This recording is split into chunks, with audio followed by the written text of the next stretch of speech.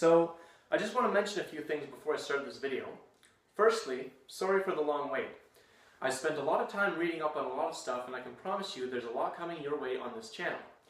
Future topics include ISIS, confronting terrorism, Justin Trudeau, gun laws in Canada, voter apathy, strategic voting, and economic pragmatism, power and efficiency, and of course, Donald Trump, amongst others, all in due course.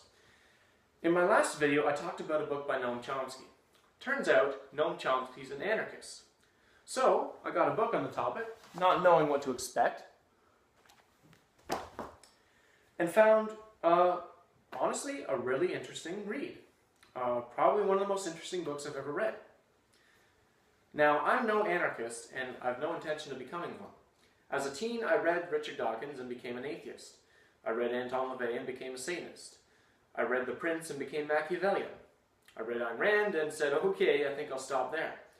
My point is, I've gotten to the point where it'll not just take persuasive reasoning to change my mind and make me another ist, but a shitload, and I mean a shitload of convincing evidence in addition to said persuasive reasoning. Now, to illustrate my point, or what I'm about to talk about rather, if I were to ask you, which ones on this here are the anarchists? And which ones are the scholars and intellectuals? Well, guess what? These guys are the anarchists, the scholars, and the intellectuals.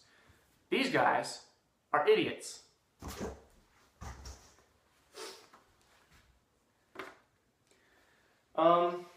Imagine my preconceived notions about anarchism are this orange, or mandarin.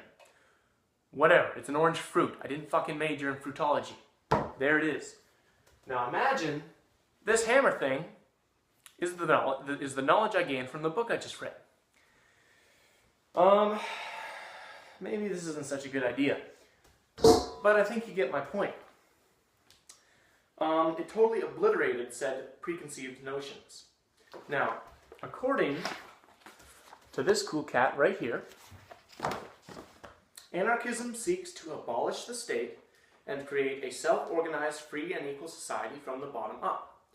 Anarchists seek power and authority in all its forms and ask them to do one thing: justify their existence.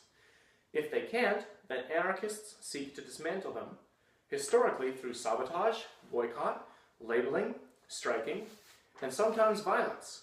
But for the most part, violence is condemned by pretty much everyone in the anarchist community with half a brain. They envision an economy based on a democratic workforce where everyone has a say in what is produced and the conditions of production and consumption. This differs from communism in that it is against a proletariat state, preferring what basically seems to amount to multiple municipal councils that operate independently and is open to the public for any and all to join.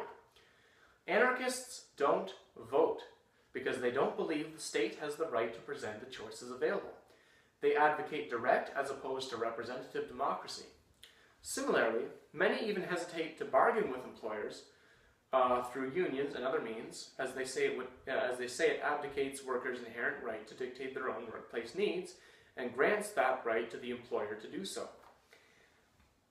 Anarchists very much like the idea of education, but vehemently oppose national education, dismissing it as a state appropriation of children's minds, the sole purpose of which is to condition an obedient workforce.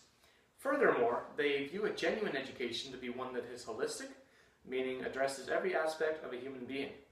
It rejects the division between manual and intellectual learning.